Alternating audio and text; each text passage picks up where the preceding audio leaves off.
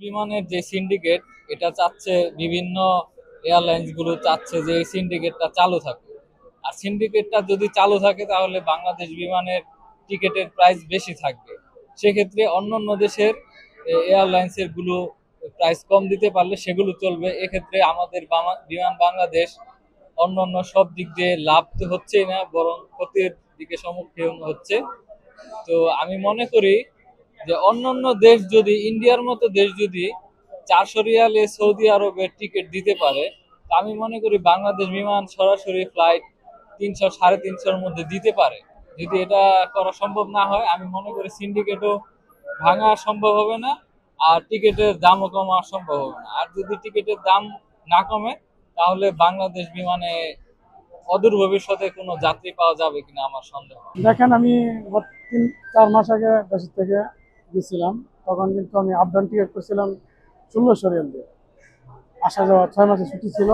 কিন্তু এখন আবার নতুন করে আসছি, তখন টিকিট কাটতে গেছি বাংলাদেশে এয়ারলাইন্সের 900 রিয়াল, 1000 এরকম চাই আর কি। সিঙ্গেল টিকিট আর কি। আপ ডাউন টিকিট 2000, 2200 এরকম। ইন্ডিগো টিকিট আসছে আপনার 400 টাকা দিয়ে। তারপরে সালাম এয়ারলাইন্স আছে আপনার 400, 450 এরকম, 30 কেজি সামান সহ।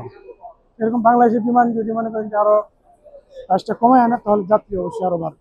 ফার্স্ট টাইম আমি প্রবাস থেকে আমার দেশে আসলাম। আর আসার সময় আমি আমার দেশের বিমান পাই নাই, আমার আসতে হয়েছে ইন্ডিয়ান ইন্ডিগো বিমান দিয়ে। তো ওদের সার্ভিস আমার তেমন একটা ভালো লাগে নাই। প্রথমত ট্রানজিট দিছে, ওইখানে যে সুযোগ সুবিধা, খাবার টাবার বা ওইখানে রেস্ট নেওয়ার মতো বা ওয়াইফাই তেমন সুযোগ সুবিধা পাই নাই। তো আমি যদি মনে করি আমাদের দেশের যে বিমানের যে উন্নতিগুলা, যে উন্নতি করে দেশের যে দুর্নীতি, এগুলা সব সমাধান করে যদি সরকারের ভালো একটা ব্যবস্থা নেয় আমাদের প্রবাসীদেরকে, স্পেশালি যখন আমরা আসি দেখি যে আমাদের লাকিজ গুলা ওগুলো যেমনভাবে আমরা ওইখানে রাখি তেমনভাবে আমরা সেমভাবে পাই না। অনেক সময় দেখি যে লাগেজের টায়ার ওগুলো ভেঙে গেছে, ইভেন আমার সাথে একজন আসছিল, ওনার টায়ারটা ভেঙে ফেলছে।